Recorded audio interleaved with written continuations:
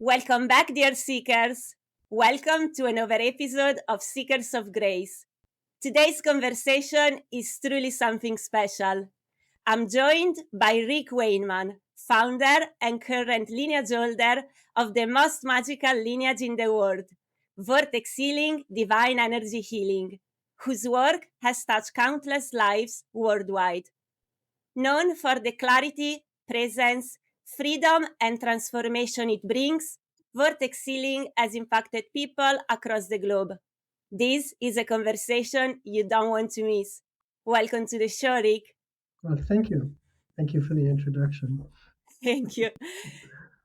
Vortex healing is described not only as a healing modality, but also as a path of awakening guided by divine intelligence. What's fascinating is that even simply receiving a vortex healing session can work very deeply and stir deep changes in how the sense of self operates. Today, words like awakening and ego are everywhere in modern culture and have become part of everyday language, even outside spiritual circles. Given how common and confusing this word has become, and that you literally map down the evolution of ego and creation, let's start at the beginning, from the ego. My question is, what is ego exactly? Ego is a little cartoon character that, sorry. Um, so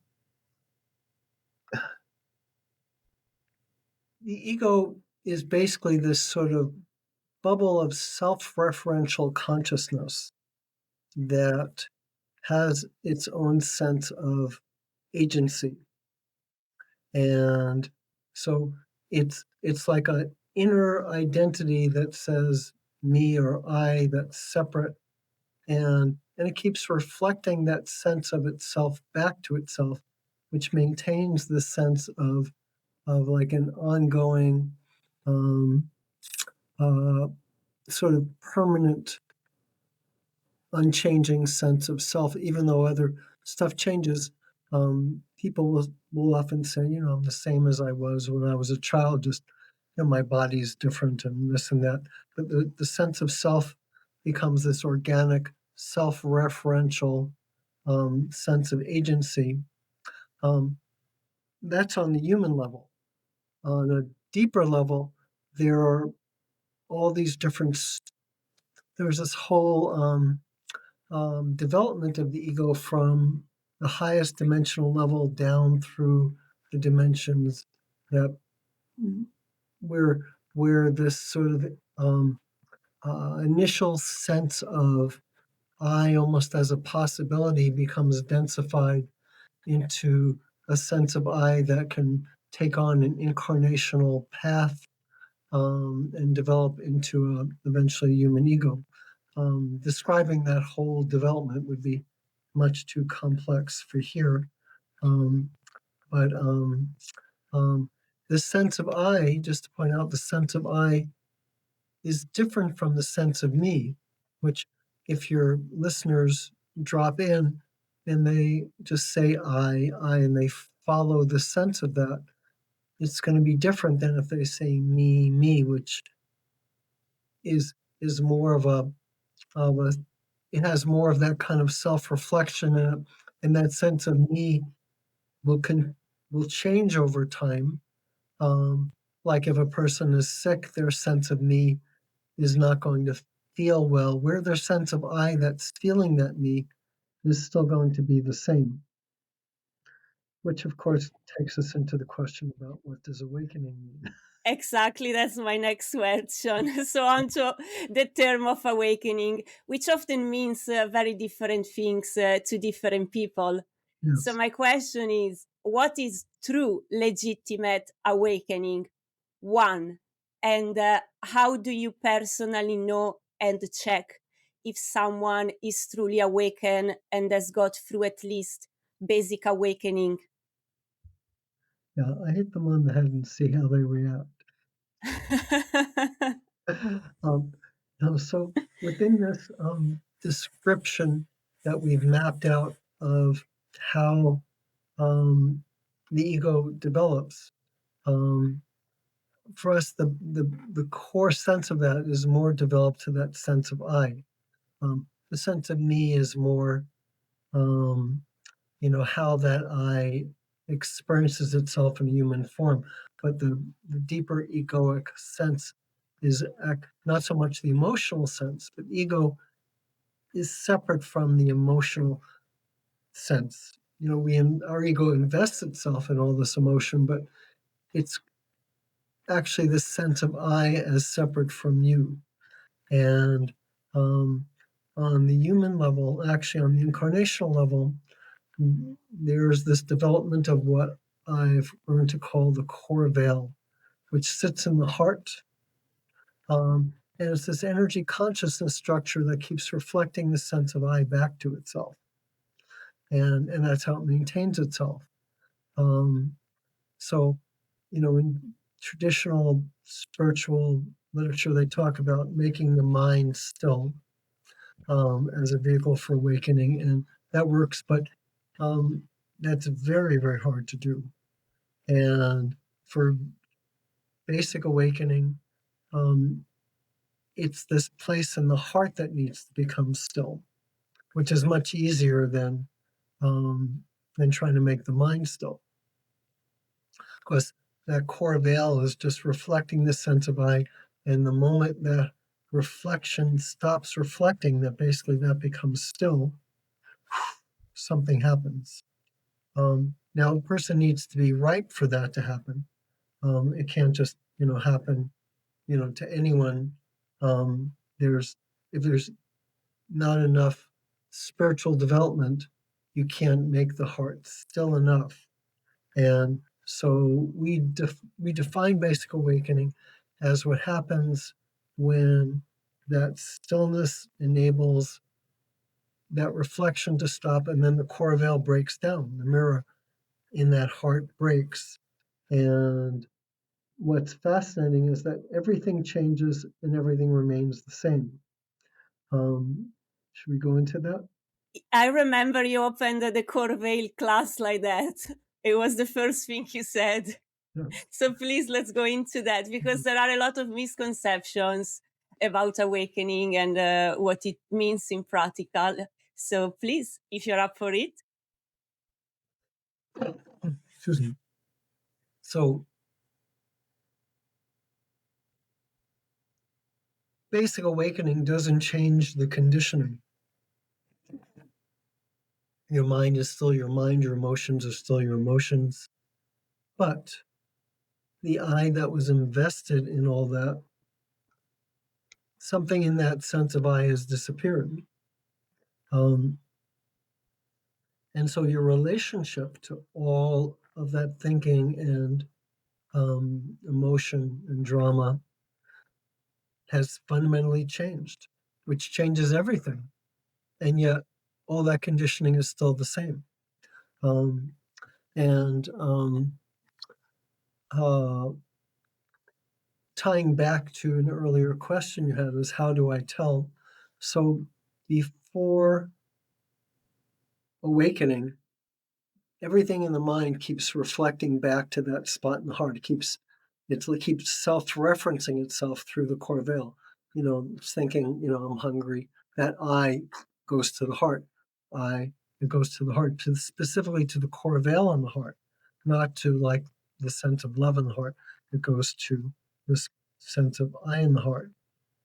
And when the core veil breaks down, that whole echo between the heart and the head disappears. So it just becomes this I in the head, and it's no longer sitting in the heart. It can't act. That heart becomes a no I zone. Literally, there's no I there, and the mind can get very confused. It's part of the way everything changes.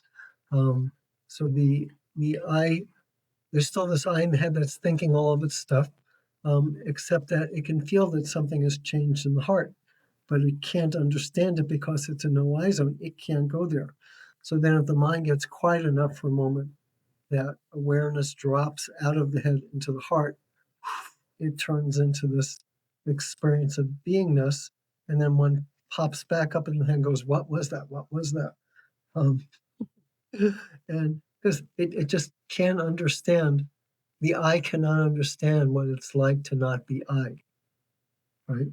And so the whole fundamental experience of life goes through this fundamental change, even though the thinking is still the same and the other conditioning, the emotional conditioning, is still the same.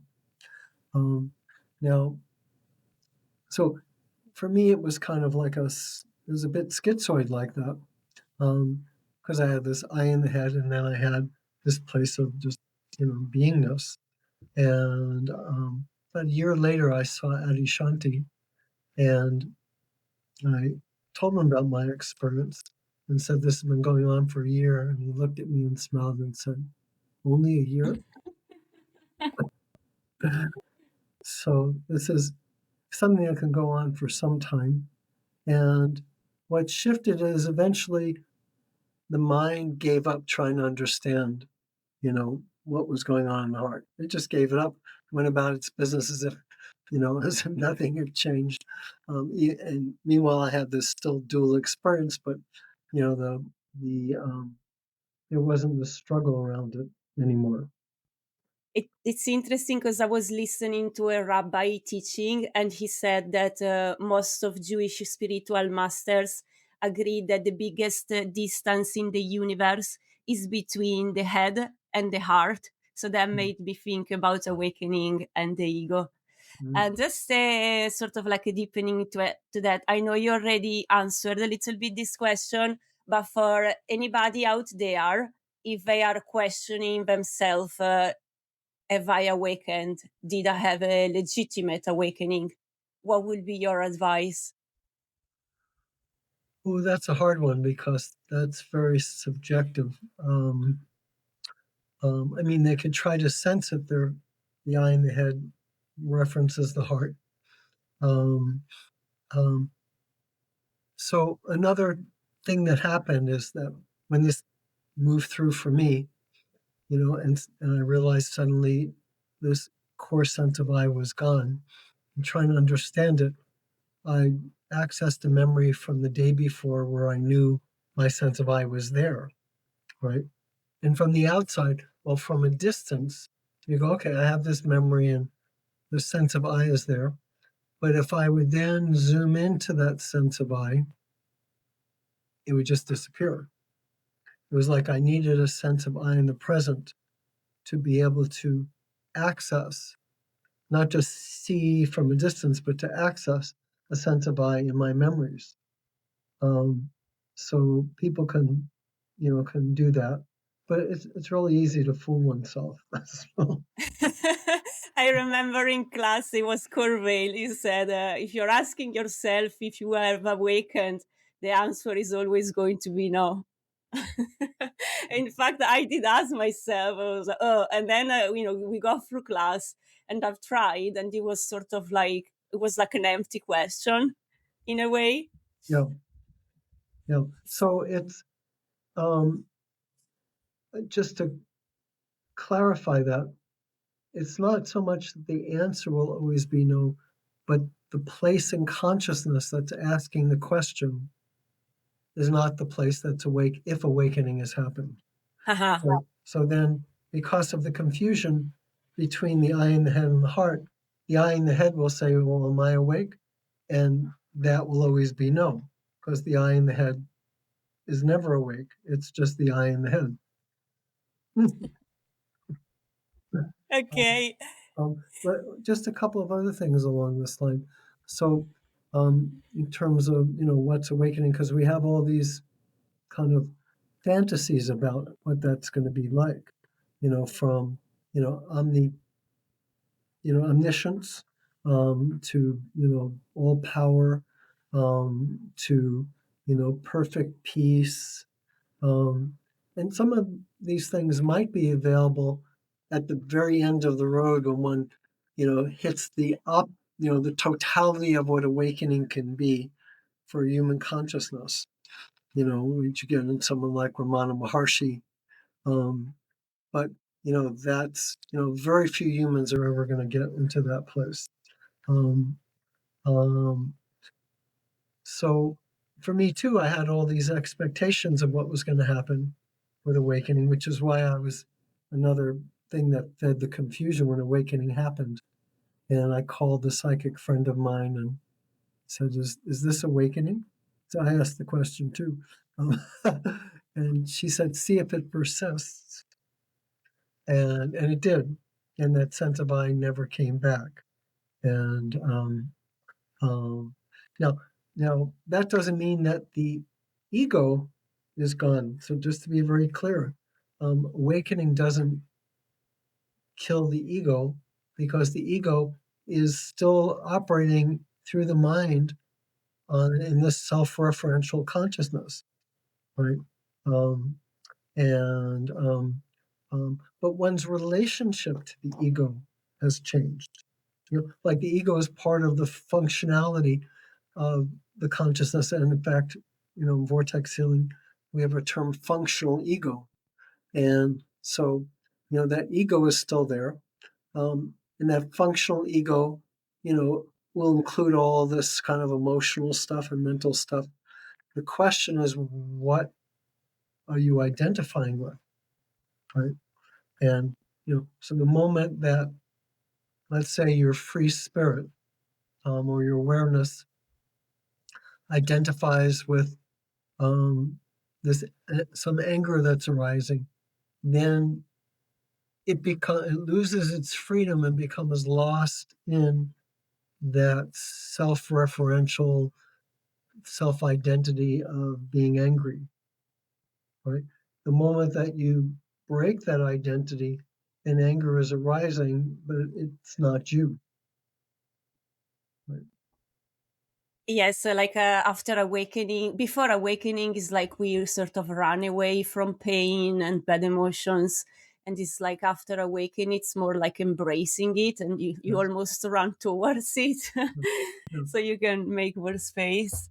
yes. And to to just an example that comes to mind that shows how idiotic it really is to identify with what's going on in the body, you know, imagine someone has a big fart. If they're identified with everything that's happening in that bubble, they're going to experience themselves as a fart. So, on to my next question. Your book, Awakening Through the Veils, paints a picture of healing and awakening as an intense and often difficult process. With other students that have also taken all your awakening classes, we were talking about it and we said that there is no warning on the box and that the cover should be painted in blood or there should be a disclaimer on it, the very least. My question will be, why should anyone be bothered and interested in the awakening, and what is the whole point? What does it really bring into someone's life?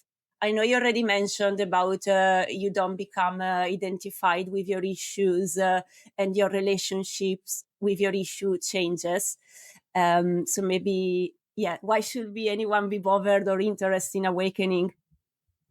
Well, first of all, I do have a little warning thing there when I talk about, how it's confusing and all this other kind of stuff. Um, and and that it can dramatically change one's life. What's interesting to watch is what happens with people when they wake up in terms of their partner relationships. Um, and so, like, we observe three different things that can happen. One is their partner doesn't notice it at all. um, the second is that because one of the things that the awakening does is it makes a person more present. It's not that the ego is more present, but there's more present, um, which many of those students' partners will find lovely. It's like, oh, you're juicier. There's more of you here. I can feel you more. But there's the third category. And the third category is that because it helps to break the identification with the drama, the person isn't as engaged in the drama as they were before. There's more space there, there's more detachment. Not the fake detachment of a wall, but there's more real detachment there.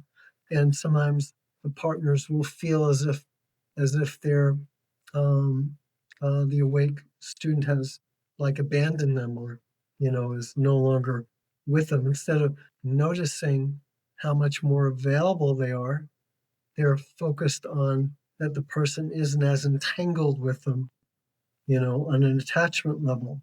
And so then they react negatively to that. So, um, so why would someone want to awaken? Well, why does a moth want to go towards the flame? It's sort of like innate response. And for humans, it's sort of an innate response to suffering. They're suffering, and um, and awakening is really the only way out. Um, Now, of course, one of the fantasies of awakening is that all my suffering will suddenly end. No, again, your relationship to your suffering changes, um, but it also creates a space in which you can more easily start to transform the things that are creating the suffering, right? Because there isn't the same locked in, glued in identity, you now have a space in which you can start to work with that stuff, which creates more freedom from suffering. Um, but the true freedom from the suffering has to do with losing the identity with it. And so,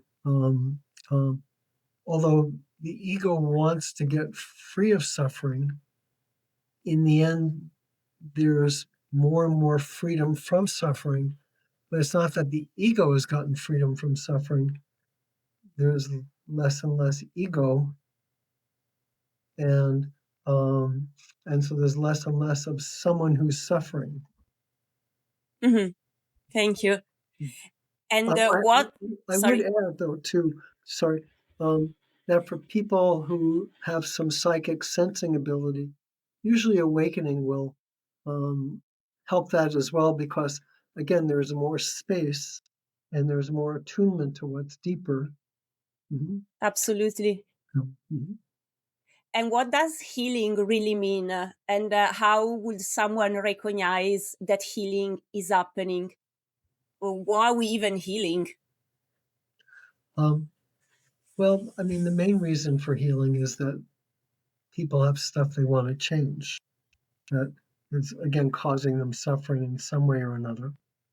And Um, and so, the way it's recognized is that things are experienced as being better.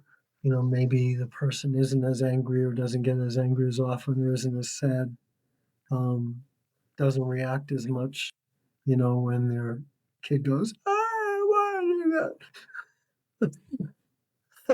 that? Maybe has a little more compassion for the kid instead of getting angry. Um, And now, uh, one can't judge it from how one feels like immediately after a session, because sometimes a session will stir things up, um, and it can take a day for things to just settle down, or it might be immediate as well. Or most of the time, especially when there's body stuff going on, um, relief, some kind of relief, if the healing is successful. Not all healings are successful. Um, there are, so for instance, Vortex Healing has done amazing things with a whole range of things, but we haven't had much success with tinnitus. Mhm. Um, and recently, you know, I don't have a private practice, but I worked with someone that had tinnitus to see, how, I could, work with that. whether I could have any effect. And one thing I noticed was that this person in one ear, it almost looked like an echo chamber. And he said, "Oh, that's interesting. I've been trying to find words for that." And it's very disturbing and sort of disorienting because, he would hear things that would sort of echo. I was able to clear the echo chamber. And then in a follow-up session, I felt almost like the pitch of the tinnitus came down, became a lower pitch. And he relayed back that he couldn't say exactly what shifted, but it was less disturbing now. But I wasn't able to clear the tinnitus.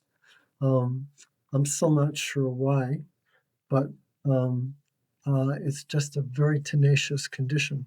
So at the same time, like I ran into a woman on the Omega Institute campus, who shared she was bipolar, and I could see why she was bipolar. And in a few minutes, I had shifted it, and the bipolar is gone. Wow. So, it's, it's so we're going to have tremendous results with all kinds of conditions.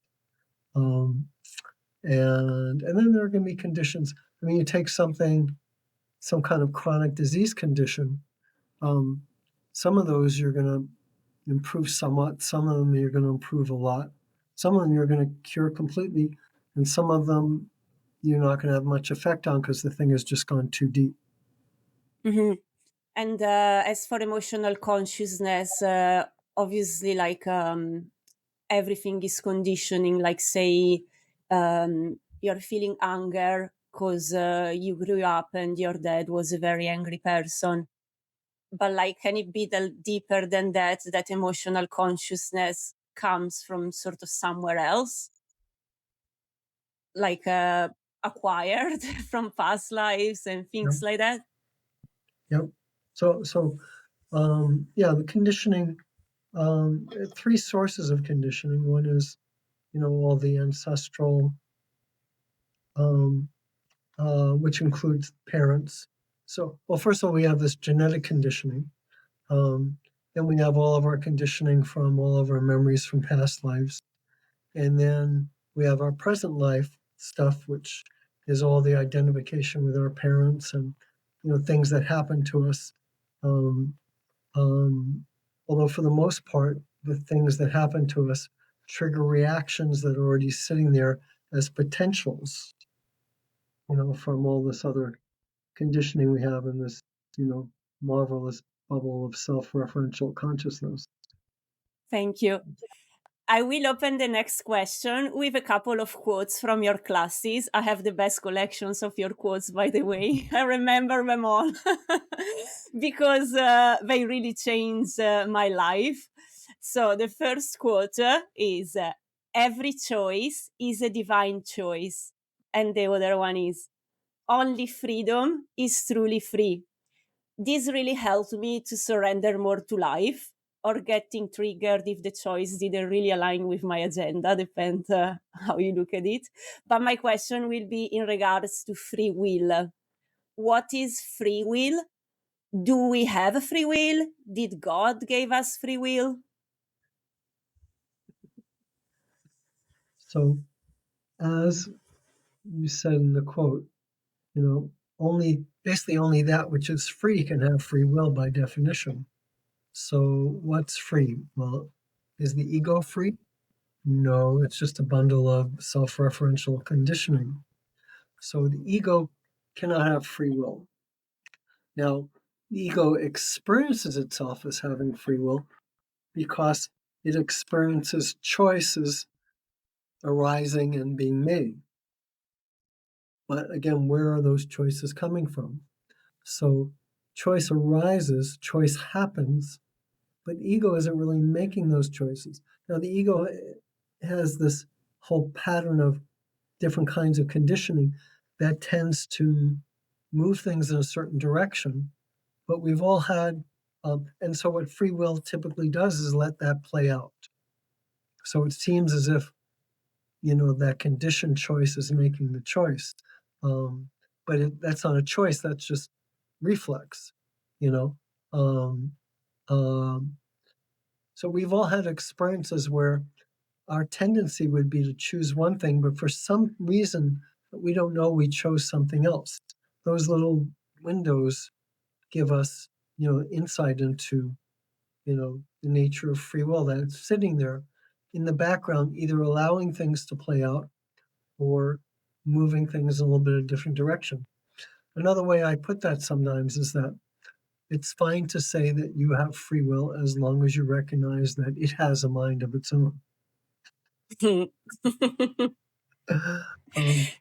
and what really clued me into this was years ago, um, I was going, after years of being out of college and working, odd job, all this stuff, I decided to go back to college and get a master's degree in computer science.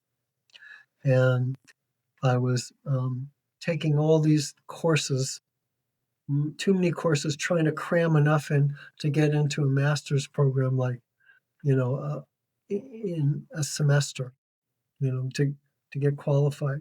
And I was in complete overload. Um, and uh, at some point, it was just too much. And I was standing by this armchair and I just gave up. Like my whole will to finish this program just collapsed. And I collapsed into the chair. And between the moment where I started to collapse into the chair and the moment when my butt hit the chair, this little twinkling happened over my head, came into my body. And by the time my butt hit the chair, my mind had been changed. It went from total collapse to, to excitement about the program, to this deep intention to finish the program, everything changed. And I actually got into a master's program with a teaching assistantship back in my spiritual home of Tucson, Arizona. At that point, I was at my parents' house in New York, and then at some point, in the same way that they kept me in, they meaning the divine free will, because of whatever my path was, and also to bring me back to Arizona, which was my spiritual home. At some point where enough of that had been played out, there was this other little, call it divine intervention, that got me out of the program into full-time healing. But that first one, I mean, that was an eye opener. It was like, I thought I had decided that I was done, and something else decided I wasn't, and not only changed my mind about it, but changed the way I felt about it, changed everything about it. And it's like, who's in charge here? It's not me. And then I realized that whatever that twinkle was that shifted that inside, that's actually present in the background in every moment of our lives. Mhm. And sometimes it's just letting the conditioning play out. Like if it would have let the conditioning play out, it would have just let me, drop out of the program. But instead, it took me on a different path. And, and we don't notice it. It could be something as small as, a rainy day, you're in a restaurant and then the rain stops and you leave and you forget your umbrella because it's not raining anymore. You go 3 blocks down, or maybe the next day you come back for your umbrella. And because you've had to come back, you end up meeting someone there on the way back. Your whole path of life has changed just because now you're going back to that restaurant.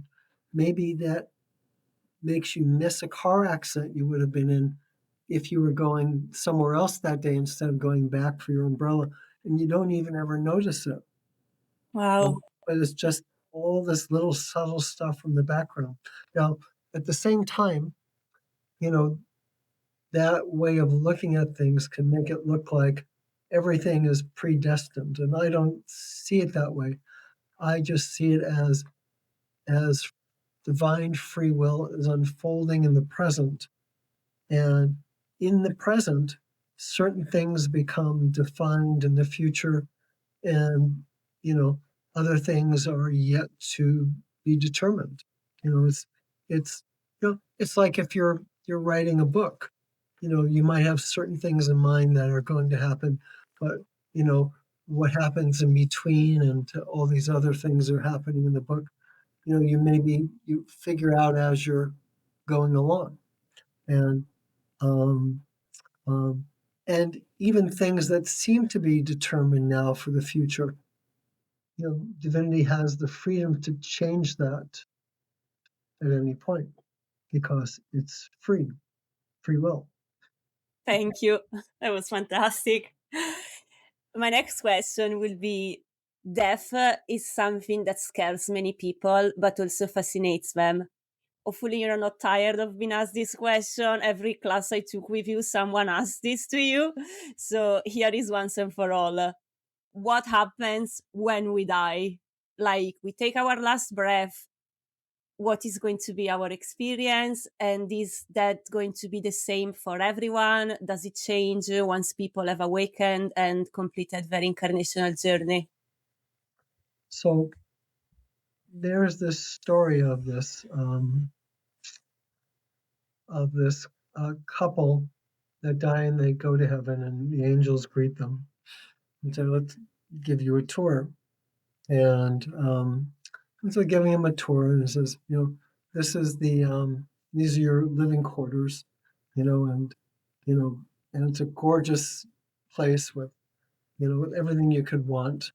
Um, and here's the recreation area with swimming pools and you know um, uh, yoga classes and all this kind of stuff, and it takes them to like the cafeteria, and there's there's all this wonderful food and desserts like unimaginable. And the man says, well, I can't eat that, my cholesterol. The angel says, you're in heaven, you can eat whatever you want here, it doesn't matter. And the man turns to his wife and says, you and your damn bran cakes, I could have been here 10 years earlier. um, but seriously, so um, after we died, um, it's it, it's almost like we go into this self-referential bubble and process. It's like when you go to sleep at night, you process your day, right? At the end of a life, you process your life. So, you go into some place in consciousness. There is this experience of a light door that can happen. Um, and you go through that light door, and there's this moment of, you know, of sort of, remembering, and release and peace. But you also have, as a this bubble of self-referential consciousness, you need to process what's happened in that life. And so, in the early part of that, for someone who's psychic who can kind of reach through consciousness, you're more accessible. But after a while, you drop, and in that period, someone who's also a healer who can do that, that can facilitate, can help to release things that weren't released in that life, um, and can help to heal issues and such. But as the person goes deeper into, kind of that processing, that becomes inaccessible. But at some point, just like when you finish processing at night, you're ready to wake back up the next morning. At some point, when you're finished processing um, your life, you're ready for, another adventure. I was at a retreat where two different people asked Amma this question, and she gave two different answers according to where these people were. in the one she gave the bigger picture answer, which is, what happens to the electricity when the light bulb goes out, which points to that, that it's all one. It was always one, and just the form is changing, right? Um, and that there really wasn't anyone who lived, wasn't anyone who died. It's just part of the play. And the other person, she said, um, you go to some place in consciousness um, according to your level of development. Um, and if there's still desire there, which means there's still hooks, right? The desire brings you back. Mhm. Mhm. Wow, fantastic. So it's gonna be a blast, basically. I love it. Right. And See, and and just to add, um, for people that awaken to a certain level, um, they might not be done, but the need to come back physically is gone, and they become eighth, ninth, or 10th dimensional beings. Um, I call it the no more diapers awakening. Which we do in the core veil class. Um, it's like the incarnational body has this dense outer layer that sort of helps to kind of create a certain density to that incarnational package that's needed to sort of ship it into a physical body. And we break down that boundary um, so that the person doesn't need to come back anymore. wonderful.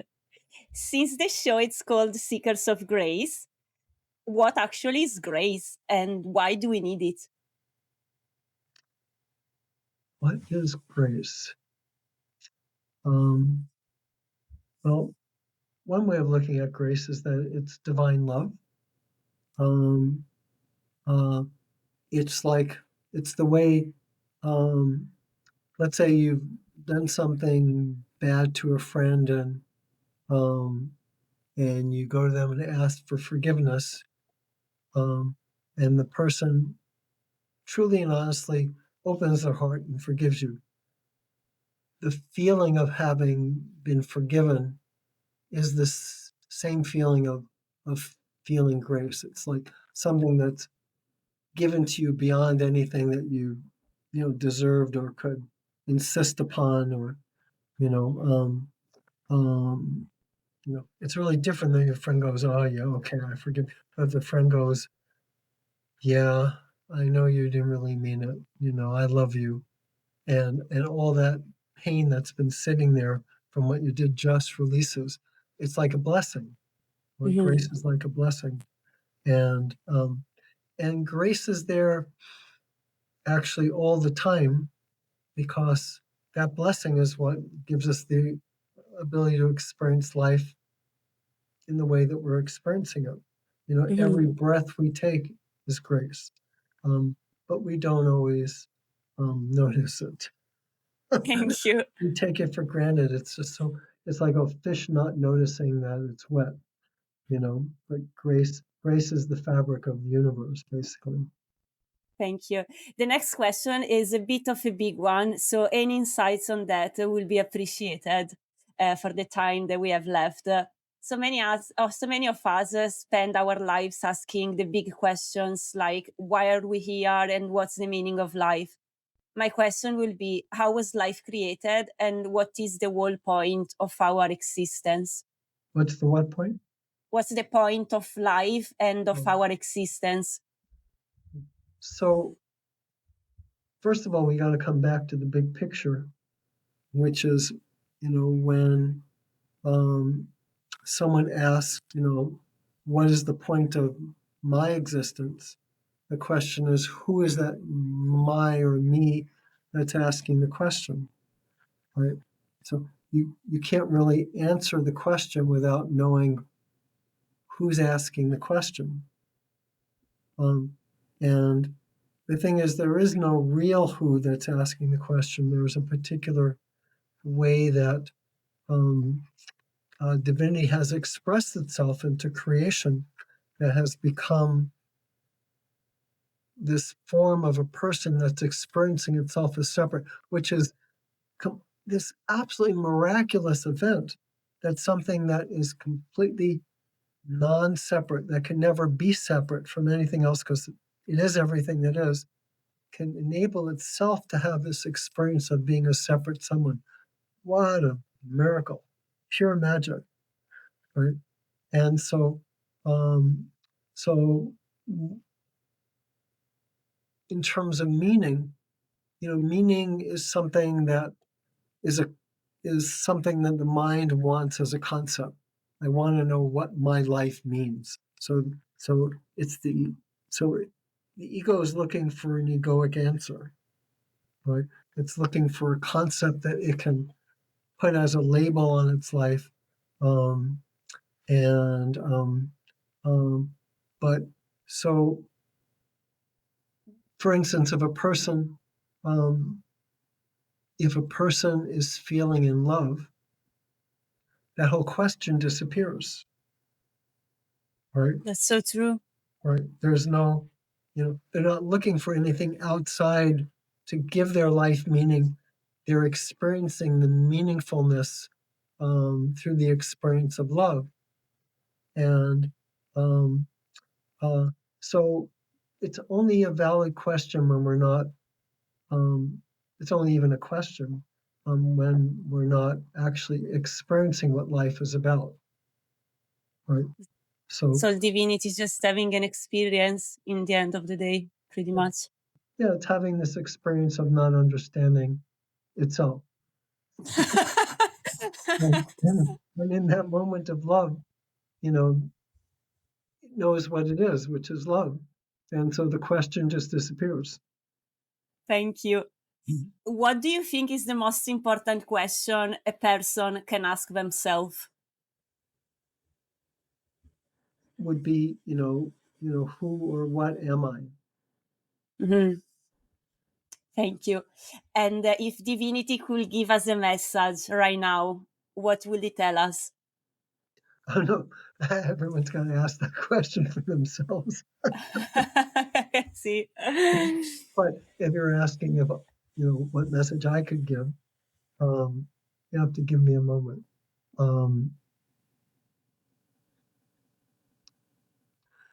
Okay. So what arises has to do with surrender. It's um, you have to find some place that's deeper than what you normally experience that you can trust, listen to, and follow the guidance of. Because that will help you to get out of your reflex. Just conditioning arises and plays out. Conditioning arises and plays out. For myself, whenever there is a choice to be made, instead of just reflex or going by the gut, or you know, um, which is also conditioning playing out. I drop inside, I connect with divinity, and I ask, should I do this or should I do that? Now I may want to do this, and I get to do that, and I just do that. I trust my connection to that place, and I just keep following it. Now, someone may say, well, I'm not able to listen very well to that place inside. So here's the ironic kind of kicker. If you make all the right decisions, quote, right, from an egoic point of view, you won't get as far down the path as you will making all the wrong decisions from a surrendered place. Wow. Enlightening. Thank you so much. What an incredible conversation. It is always a rare privilege to sit in the presence of your level of understanding and wisdom. Thank you truly very much for joining us today. And for all of you, dear seekers, if you want to go deeper into Ric's work, Mr. Weinman has also shared his teaching through his books, which I highly recommend you to read. And if you want to take it even further, I would always encourage anyone to take vortex healing classes yourself. And I mean, anyone. You don't need to be spiritual. You don't need to know anything. In fact, we have people from all walks of life. We have teachers, nurses, psychologists, engineers, body workers, and even scientists who are taking vortex healing classes. You can visit vortexhealing.org, that is vortexhealing.org, where you'll find all the information you need to sign up to your foundational training and all the information about vortex healing. And if you get advanced enough on your level of training, you'll get the opportunity to become Ric's student yourself, as he's only teaching the most advanced trainings and the awakening classes. And Until that, and I teach with Lorraine one in-person foundational class at the Omega Institute in August. Oh yes, that's very true. It's the only foundational class actually that is being taught in presence, like in real life. You can take all the class, well, pretty much all the classes online, which is really, really great. We managed to get to this point. So yeah, check it out. Until next time, remember the truth of what you are is that you are love and compassion. Be good, be well, and don't forget your magic. Ciao for now.